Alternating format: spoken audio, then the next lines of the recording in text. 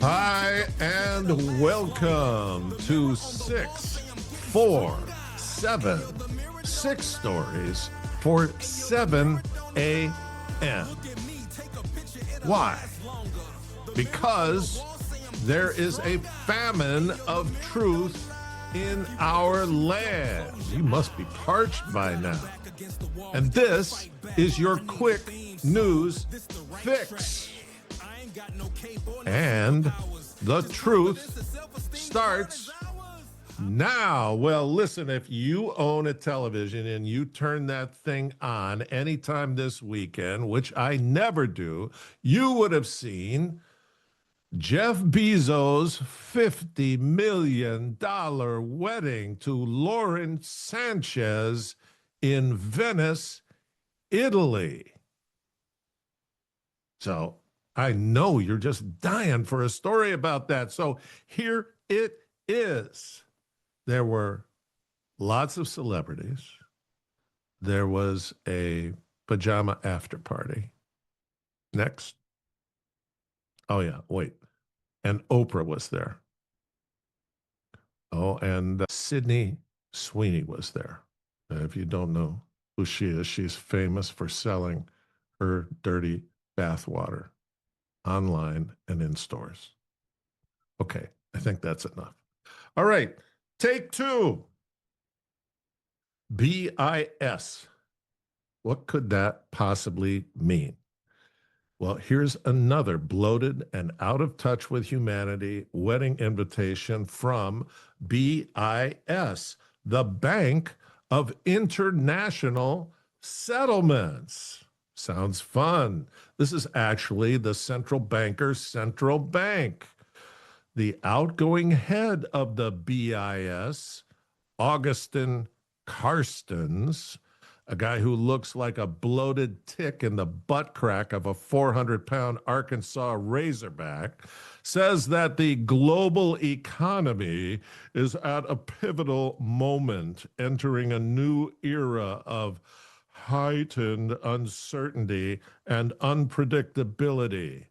Are you nervous yet, deplorables? Because you're supposed to be.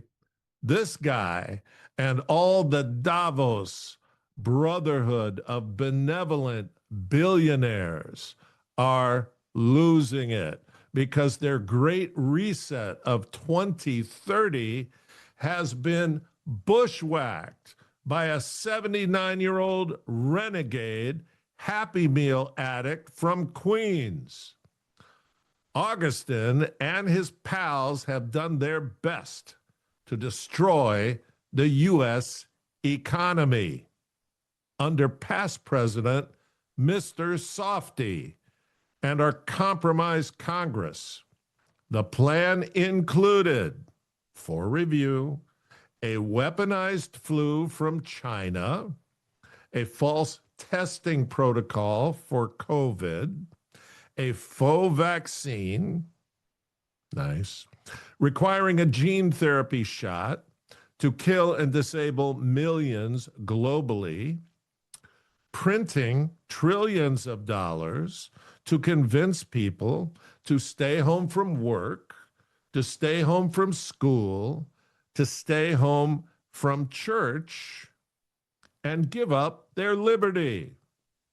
This would destroy the dollar and cripple us with inflation and force us to a central bank digital currency and push us into smart cities resembling globalist Habitat for Humanity monitor hovels like the Chicago cattle yards of the 1940s. When you know the truth about who these people are and what they have planned for you, you will no longer have anything but disgust for Jerome Powell's petty manipulation of interest rates on a purely partisan basis, nor will $50 million weddings for geeks and freaks hold your interest for more than a minute. From now on, till November of 2026 will be called The Great Reveal. Pay attention and keep your minds wide open. Don't miss our national rescue. All right, take 3. Ballerina. Ballerina. Well, this is the latest John Wick installment with that odd title. You're not familiar with John Wick movies? Everybody machine guns and beats one another up for 2 hours.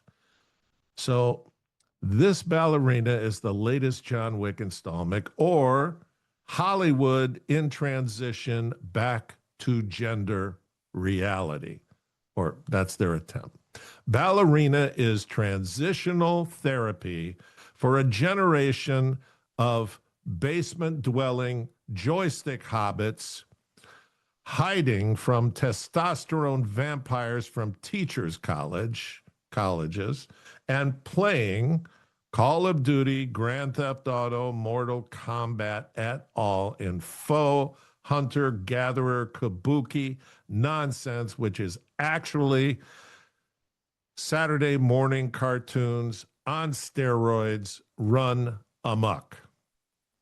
Hollywood is doing its top surgery of the trans phase, removing the girl boss, we all love that, and the girl superhero, love that too, as social engineering BS and trying to get back to zero. Pro tip for Hollyweird. Soy boys are out. Alpha males are back, if you haven't noticed, over the past 5 months. But they can't change because their minds are broken. Evidence: the shoo-in Muslim Marxist mayor of mayhem for New York City. Unreal. Ballerina cost $90 million, took in $25 million the first week. Looks like a break-even film. Try harder, freaks. All right. Take 4. Chaplains in public schools. Polling by AP, the Associated Press, an always leftist entity, showed 58% of adults approve of religious chaplains providing support services in public schools. Sounds like a move in the right direction, except that the reprobate, broken-minded administrators of schools and school boards will include all faiths, including Satanism, because they worship institutional fairness and are totally devoid of common sense or pretend to be. Here's how the numbers break down. You won't be shocked. Chaplains providing student support. Republicans, 70% approve. Democrats, 47% approve. Teacher-led prayer, a dangerous idea. Republicans, 60% approve. Democrats, 29% approve. Mandatory school prayer periods. Republicans, 49%. Democrats, 27%. I was on one of these ecumenical councils in New York City under Obama. All I can say is I never, ever met so many gay and lesbian pastors in one room in my entire life. Jesus would be so proud. All right. Take 5. Bezos buzz. The $50 million groom with groomers. Owner of the Washington Compost can now point with pride to another reprobate Pulitzer Prize winner in the ranks. And Janine Pirro has an increasing number of scalps drying on her lodgepole. Thomas Pham Legros, possibly the absolute best groomer reprobate name so far. Thomas Pham Legros, busted at home last Thursday with a laptop full of child sexual abuse videos and broken hard drives that he had done the Hillary Pillory to in an adjacent hallway. They got all the pieces. Rookie mistake. In January, Bezos' boy and anti-Trump cartoonist Darren Bell at WAPO was busted with 134 videos of child sex abuse material and AI-generated child porn just to stay current. Maybe some Chaplains at the Washington Post might help. Maybe not. All right, take 6. You're getting through it. It's Monday. It's the start. You're almost done with the info download. And it's easy, number 6. The Dukes of Hazzard featuring the General Lee. We're in Somerset, Kentucky this past weekend for a festival over the weekend. And the main event, stunt driver Ray Cohn raced a replica of the 1969 Dodge Charger painted bright orange with a Confederate flag on the roof and the horn playing the opening phrase of Dixie. All major triggering events on either coast. Ray raced the car down Main Street in Somerset toward the beautiful fountain at the center of town, ran the car up at top speed up a ramp, and went sailing 150 feet through the air, through the top splash of the fountain, and landed on the other side a la Evel Knievel while thousands screamed. Dukes of Hazzard, if you're not old enough, ran from 1979 to 1985. They wrecked over 300 Dodge Chargers during that run. And this one was definitely tore up on the landing. And you can see that video. Just Google the General Lee in Somerset, Kentucky. It's a grin. And we're looking for a grin from you. Here's how. We want you to go to our website.